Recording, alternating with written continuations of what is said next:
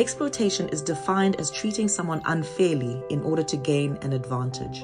Exploitation is the foundation of many other injustices. It is seen throughout the prostitution system and is the sole reason why people are groomed and trafficked. Exploitation can take on the form of many things. Although we most often think of exploitation for sex and labor, it can also be present when not paying a fair price for a piece of fruit or a handmade gift. No matter the type, the person being exploited is being taken advantage of. They are being used in an unfair, immoral, or illegal way in order for someone else to gain benefit. Usually, this is money, but it could also be favors or status. Some groups of people are more vulnerable to exploitation, like minority groups, the uneducated, and children with no family structure. However, there is a common thread moving throughout these groups. That is financial strain. When someone is under financial strain and cannot pay for basic necessities, they become desperate. And desperate people will do anything, even if it means getting exploited. For instance, if you have not worked in months and someone offers you a job for less than minimum wage, wouldn't you take it? If you are a mother and your kids have not eaten in several days and someone offers you money for sex, would you feel like you have much choice in the matter? But as vulnerable as the desperate and those under financial strain are to exploitation, it's important to remember that everyone has vulnerabilities. Vulnerability is defined as the state of being exposed to the possibility of attack or harm, either physically or emotionally.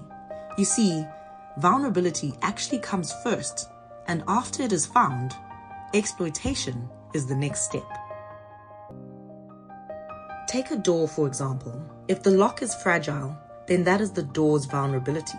To exploit this vulnerability, one would simply need to take a hammer to break the lock and thus gain entry.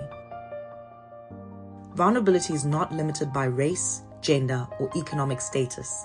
A successful businessman can have just as many vulnerabilities as a teenager.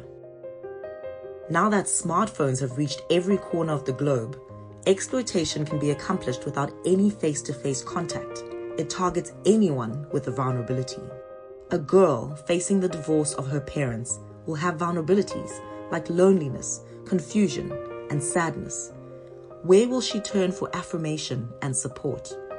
Her smartphone with all of her friends and followers just waiting to comfort her. Online exploiters can easily disguise themselves and blend in. They search through social media looking for vulnerabilities and will then use the grooming process to gain trust. They can be sitting anywhere in the world and exploit multiple people at the same time. A teenager on a gaming app gets invited to play with someone they do not know. A friendly chat begins with the stranger, and a false friendship is formed. The teenager begins to trust this person, and over time, secrets are shared. Many times, sexual photos are exchanged and then used as blackmail. This is a growing form of exploitation called sextortion, and it can be achieved 100% online. So whether it is a prostituted person on the street, a parentless child begging for food, or a lonely and confused teenager, vulnerabilities exist, and therefore exploitation can occur. Exploitation takes place among every race and socio-economic class. No one is exempt. But what does all of this have to do with full decriminalization or legalization? As mentioned earlier, the prostitution system would not and could not exist apart from exploitation. You cannot separate the two.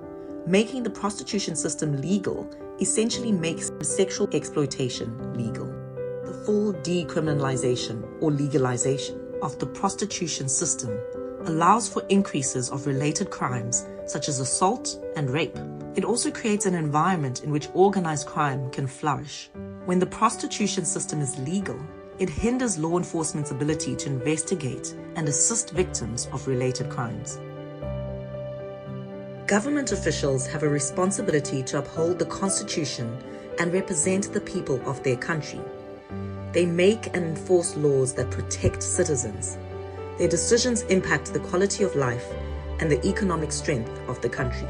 Government officials have a constitutional obligation to protect the right of human dignity and to protect its people from slavery, servitude, and forced labor.